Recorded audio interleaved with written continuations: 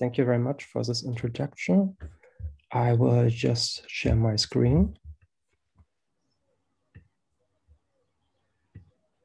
So can you see my PowerPoint presentation? Yeah, it seems like it's all right. Okay, so thank you very much for having us. And I have the very pleasant lot that I can present this research project that was initiated by Dr. Susanne Rutishauser in 2019, and it is financed by the Swiss Cogito Foundation until the end of this year. And I also want to mention Fabrizio Beccia, who is a graduate student in our team and at our institute. And this is quite an corporate effort I'm presenting right now. And of course, thank you very much for the organizers for giving us this opportunity to present our research that's still very much in progress. So what are we dealing with? We are doing research on dead rivers, or they are commonly known as paleochannels, and as well as on archaeological sites and textual sources. And we'll try to link them together. And this is nothing but a very new approach.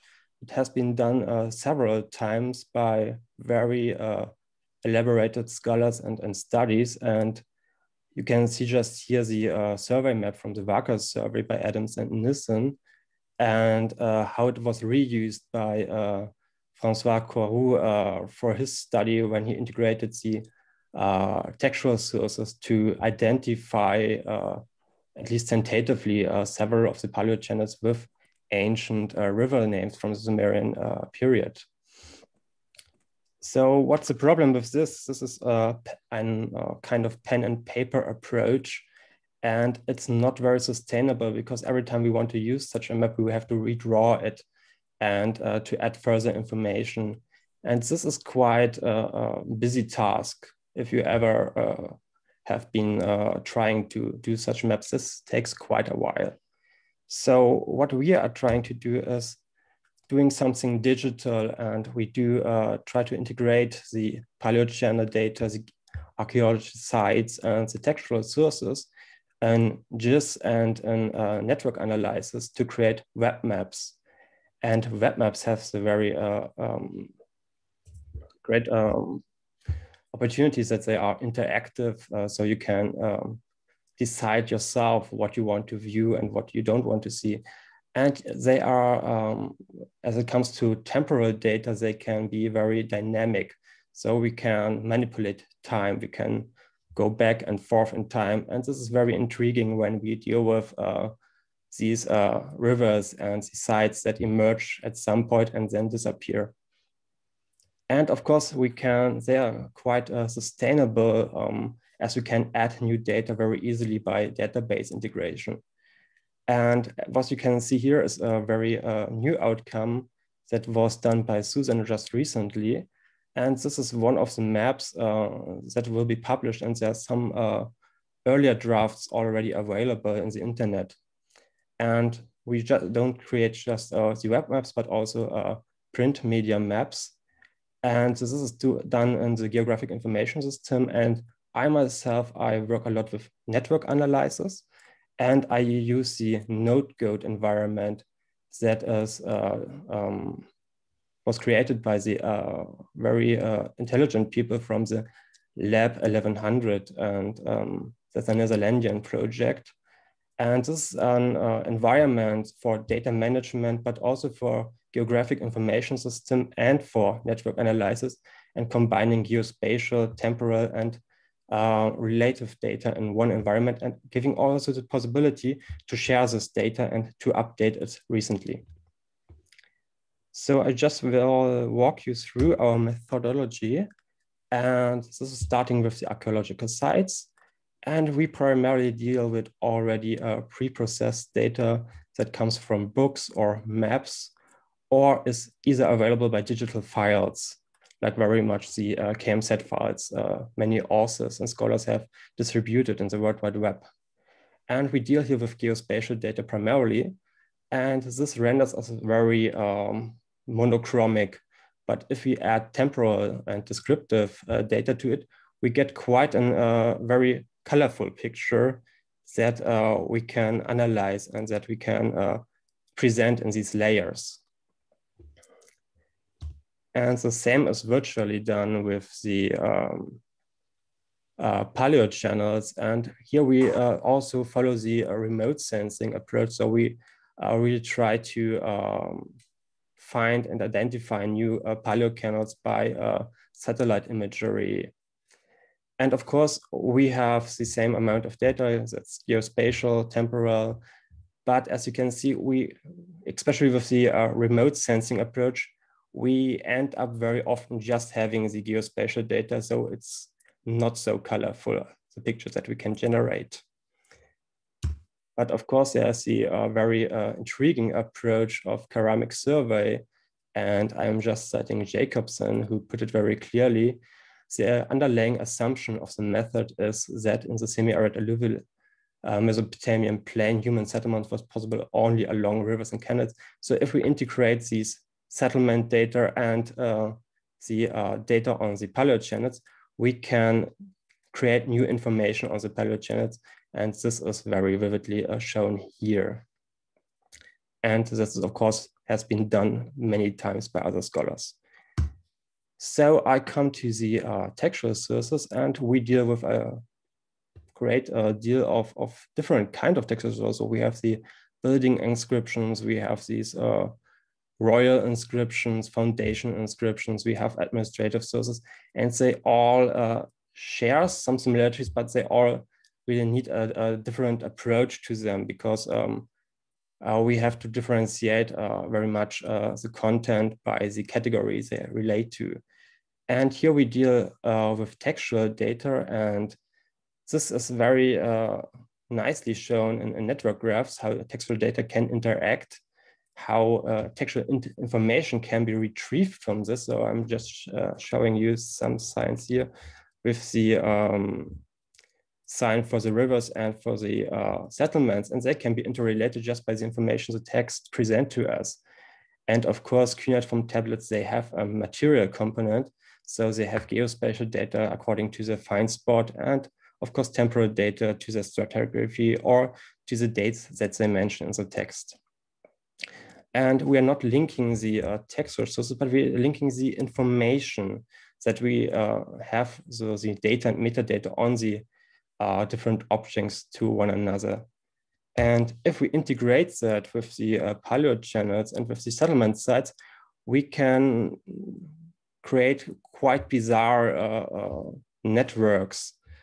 And I'm just laying this out. If we have a text that mentions a certain river, and we have geospatial data to it, and we have a site that shares the same spatial data, we can interrelate them. And if we then luckily have an paleochannel that flows through the city, we might be able to relate this channel name to the actual paleochannel. This can work, but it can also not work. So it's quite puzzling. And we need very different kind of and very huge amounts of data to see the patterns that involve and that we can see here. And we can then present that back again to the geographic information systems on layers, so we can actually create maps from these networks.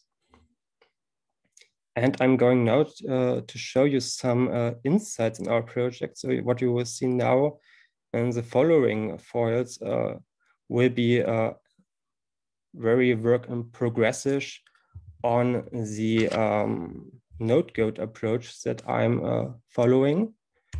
And you can see this is a map where we integrated the paleochannels as well as some sample data on settlements occupied in the third millennium BC on a geographic information system in the node goat environment. And I'm just trying to play this short movie you can see here.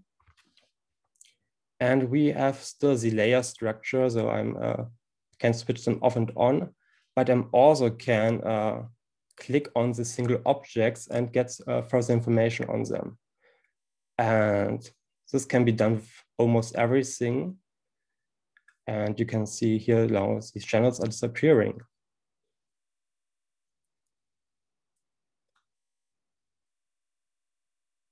And of course, we have the temporal aspect, so we can scroll through time and see how evolution was created in this environment, how settlements pop up and disappear. And this is very interesting when we try to date the until now undated paleochannels.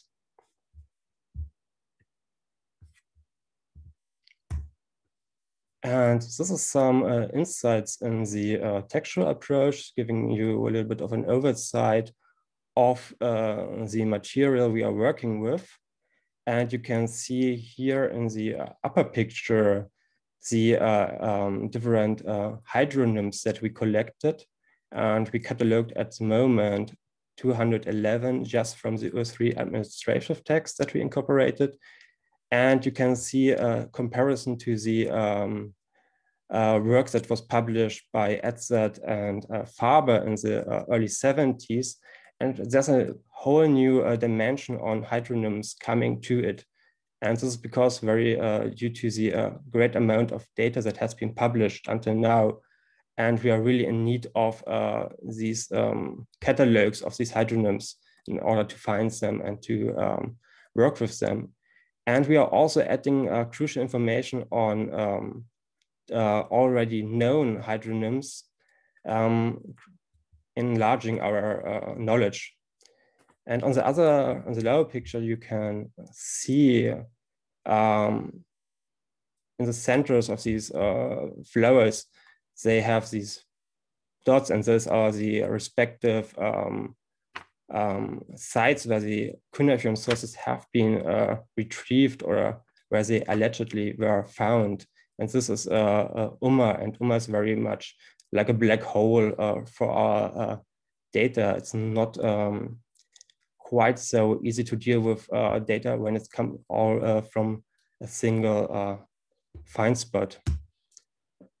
And this is how we present the textual data actually.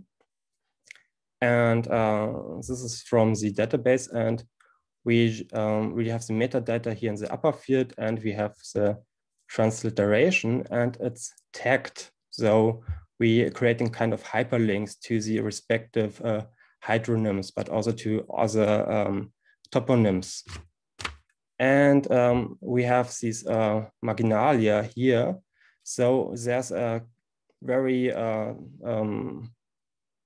rudimentary English translation of the important terminology that we are interested in. That's toponyms, hydronyms, as well as actions and year names and month names for the dating of the cuneiform sources. And you can see here that's kind of a modeling of close reading approach that I'm elaborating right now, that follows the structure of the text, because we have a little bit the difficulty that it doesn't make much sense when we just do the distant reading approach of just viewing all hydronyms and all toponyms that are mentioned in the same text. These networks doesn't work. So we have to use very sophisticated data modeling and close reading approaches to get the data that we want. And of course, we can then map different toponyms and hydronyms according to their occurrence and the provenance of the textual sources they are tested in. And this is just an oversight. And this is also temporal modifier, can be modified on a temporal axis when we consider the date of the tablets. So we can see which toponyms appear at which site at which point of time. And this is another graphic, and it comes from a very huge network graph that is retrieving these different toponyms and hydronyms and collecting them, as I mentioned, just by the attestation in a single source. And I broke it down to just showing us the different hydronyms. And there's also a short movie I want to show you. And this shows a little bit how the Tigris, the Edigna, and the Euphrates, the Burun River is connected to different sites. And also the sites show how many hydronyms are attested at them. And you can see that every site has this kind of clustering around it of a lot of hydronyms that are not interconnected with other sites. So this might be very intriguing on the urban landscape aspect of these maybe smaller rivers, even though they are all named with the E7 determinative. And continuing, I used the same network graph and reduced it furthermore to just show the hydronyms that are just tested at least 2 different sites. And then I stretch it out to map it accordingly on a geographic map. So we can see that the Eastern channel is very intriguingly attested here between Nippur and Purush Dagan, and that we have the Edigna here in the center and the Burun is here. And of course, we have this clustering between Umma and Girsu. And these 2 sites here that are in the center are Irizangrik and Garshana. And I didn't add the geospatial data just to see what happens, because their location is very tentative. And it's very intriguing to let these networks work their own dynamics and see how they place these cities, and they are just placed very near to each other at least. So I don't think that's very corresponding with at least some of the possible locations of these both towns. And I'm already concluding, and there are some references. And of course, we can also link administrative data, and this is something from the networks that shows different scholars that we incorporated in our bibliography in the database, and how they interacted when it comes to working on different sites by either survey, remote sensing, or cuneiform texts. So I want to thank you very much for your attention, and I'm welcoming your questions.